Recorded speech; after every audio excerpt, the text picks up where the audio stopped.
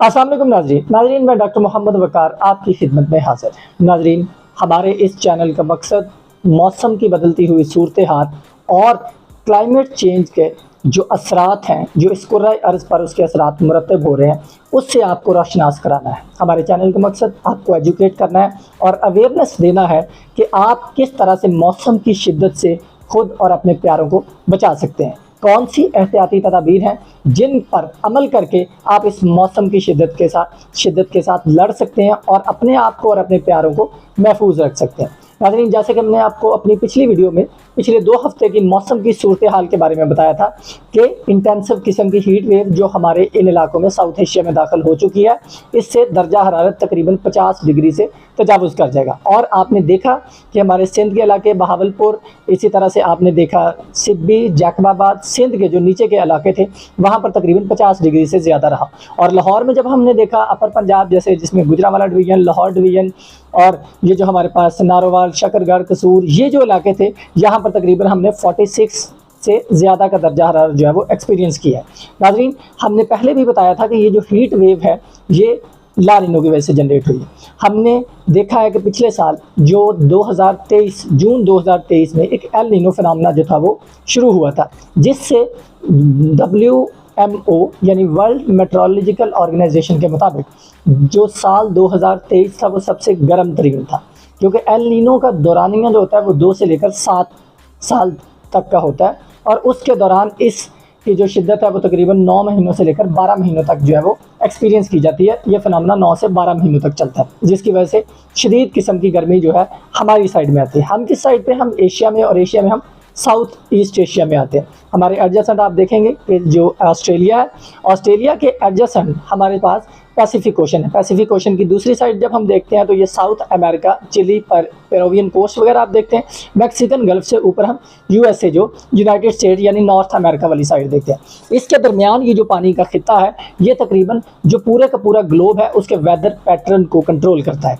तो नाज़रीन, आपको थोड़ी सी इसके बारे में इंफॉर्मेशन देते हैं। बाकी हमारी डिटेल वीडियोस इसके ऊपर एल नीनो के ऊपर और ला नीनो के ऊपर मौजूद है, क्योंकि नाज़रीन नोआ के मुताबिक, नोआ के जो साइंटिस्ट हैं उस मिचली हॉरक्स के मुताबिक उन्होंने ये प्रिडिक्ट किया है कि तकरीबन मई और जुलाई जो है वो न्यूट्रल फेज़ में चले जाएं। न्यूट्रल फेज़ का मतलब ये है कि हम ला नीनो ईयर की तरफ जाते हैं। और जो ग्लोबल साइंटिस्ट हैं वो भी प्रिडिक्ट कर रहे हैं कि साल 2024 तकरीबन 69% प्रोबेबिलिटी है कि हम एल नीनो की तरफ चले जाएंगे। एल नीनो से क्या फ़र्क पड़ता है और ला नीनो, आपको एक थोड़ा सा बेसिक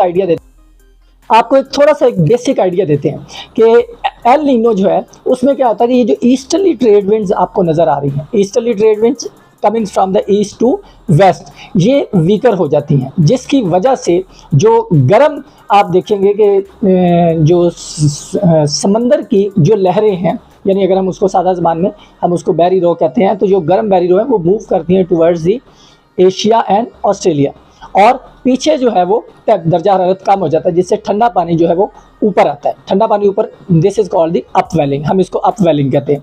अपवेलिंग से ठंडा पानी ऊपर, अपवेलिंग से ठंडा पानी जो है वो ऊपर आ जाता है। तो नाज़रीन, हमने देखा कि ये जो 2 फिनोमेनाज हैं, एल नीनो और ला नीनो, नॉर्मल साइकिल में क्या होता है कि नॉर्मल साइकिल में जो दर्जा हरारत है, यानी आप देखते हैं कि जो ईस्टर्लीज हैं ये ईस्ट से आती हैं और वेस्ट की तरफ मूव करती हैं। और ये जो हमने आपको 2 बताए, यानी एशिया और ऑस्ट्रेलिया वाली साइड, और दूसरी साइड पे ये जो north America and south America वाली साइड, इसमें पेरुवियन कोस्ट, चिली, इसी तरह से मैक्सिकन गल्फ से आप ऊपर की तरफ देख सकते हैं। ये जो दरमियान में समंदर है पैसिफिक ओशन, यहाँ से क्या होता है कि जो गर्म बैरी रो हैं वो मूव करती हैं towards the Australia and Indo Australian side, यहाँ से मूव करती हैं, तो जिससे वो दर्जा हरारत जो है इस साइज़ का बढ़ जाता है। और यहाँ पर पीछे जो थर्मोक्लाइन बनती है तो यहाँ पर दर्जा हरारत कम हो जाता है, जिससे ठंडा पानी ऊपर आता है उसकी जगह लेने के लिए।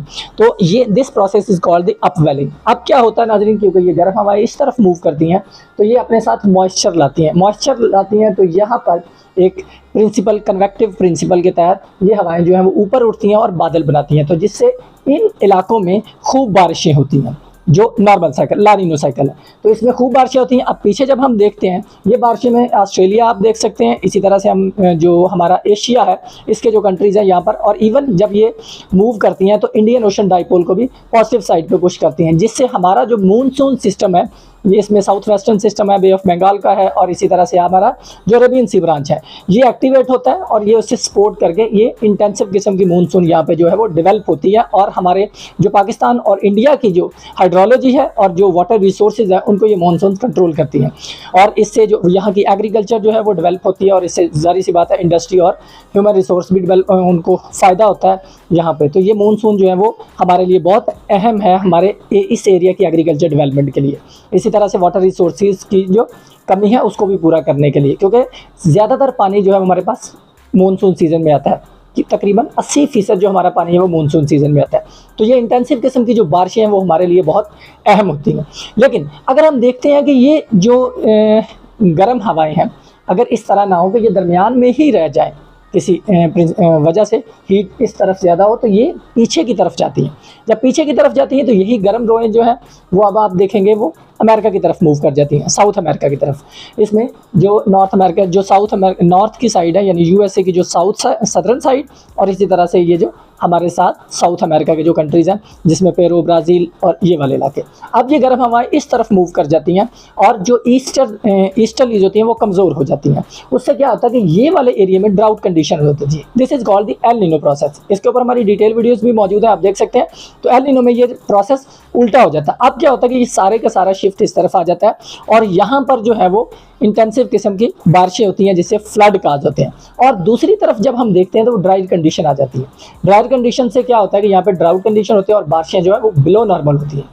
लेकिन नाज़रीन, जैसे अभी हम बता रहे थे कि नोवा की लेटेस्ट रिसर्च के मुताबिक अब हम शिफ्ट तकरीबन कर चुके हैं, क्योंकि मई और जुलाई में जो न्यूट्रल कंडीशन की तरफ शिफ्ट कर रहे हैं। न्यूट्रल कंडीशन से अगला जो स्टेप है वो यही है कि हम एल नीनो की तरफ जाएंगे, हम ला नीनो की तरफ जाएंगे। ला नीनो से क्या होगा कि हमारे इस इलाके में यानी ये जो रीजन्स है यहाँ पर रिच जो है मॉइस्चर कंटेंट की जो हवाएं होगी वो पहुंच जाएंगी और उससे मानसून सिस्टम भी एक इंटेंसिव किस्म का एक्टिवेट हो जाएगा, जिससे शदीद तूफ़ानी जो बारिशें आने का इम्कान है और हमारे यहाँ जो बारिशें हैं वो अब नॉर्मल रहेंगी। लेकिन नाज़रीन, क्योंकि ये जो ला नीनो ईयर्स होते हैं ये हमारे पास ट्रॉपिकल साइक्लोन्स भी बहुत डेवलप करते हैं। अभी आपने देखा पिछले वीक जो एक ट्रॉपिकल साइक्लोन इंडिया में टकरा गया और बेंगलोर में 133 साल का रिकॉर्ड बारिश हुई, यानी शदीद किस्म के तूफ़ान, फ्लडिंग कंडीशन आती है।